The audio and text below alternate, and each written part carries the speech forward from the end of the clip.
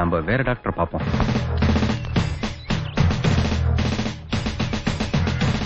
ഒരു ബോംബ് വരുന്നു.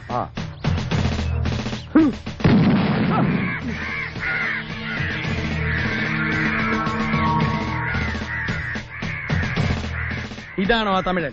അതെ, ഇവൻ തന്നെ. എന്നാ ഞാൻ പോട്ടെ. പോകരുത്. ഇവന്മാരെ ഞാൻ കൈകാര്യം ചെയ്യുന്ന താനും കൂടെ കാണണം. എനിക്ക് ആനയെ കുളിപ്പിക്കാനുള്ളതാ. ആന തന്നെ കുളിച്ചോളും. പിണ്ടന്മാരെന്നും പേരുണ്ട്. എന്താ ഇവിടെ ഒരു ശബ്ദം കേട്ടത്?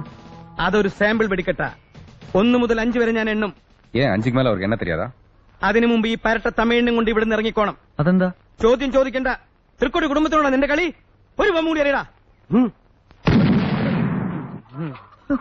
இன்னைக்கு என்ன தீபாவளியா? എനിക്കൊന്നുമേ പുരിയില്ലേ. நீ என்ன சின்ன பையமா ட்ரவுசர் போட்டுட்டு பெரிய பெரிய வேலைலாம் செய்யற? உனக்கு என்ன வேணும்?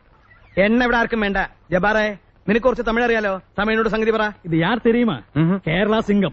വാലക്കാണോ? വാല ഉടനെ ഓടിപ്പോ, ഇല്ലെങ്കിൽ ഉയരക്ക് ആപത്ത്. അയ്യോ മോനെ തമിഴാ, കേരളത്തോട് കളിക്കണ്ട. കേരളവും ബംഗാളും ബുദ്ധിജീവികളുടെ നാടാ. നിന്നെ പോലെ കഴുതപ്പാല് കുടിച്ചു വളർന്നവരല്ല ഞങ്ങള്. മുല്ലപ്പെരിയാർ അണക്കെട്ടിന് നീ വെള്ളം മോഷ്ടിക്കും അല്ലടാ.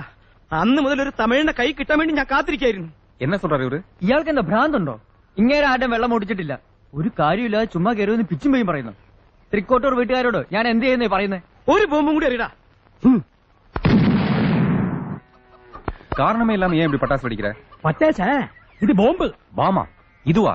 சிவகாசியில இருக்க என் ஃப்ரெண்டு இந்த மாதிரி ரூபாய்க்கு 3 விக்கிறான். நானே வாங்கி வெடிச்சிருக்கேன். ஹலோ, உன் மலையாள டயலாக் நடுவுல ஏதோ கழுதப்பால் சொன்ன, என்னது? അതേടാ, ബുദ്ധി കൊണ്ട് ജീവിക്കുന്നവരാ മലയാളികള്.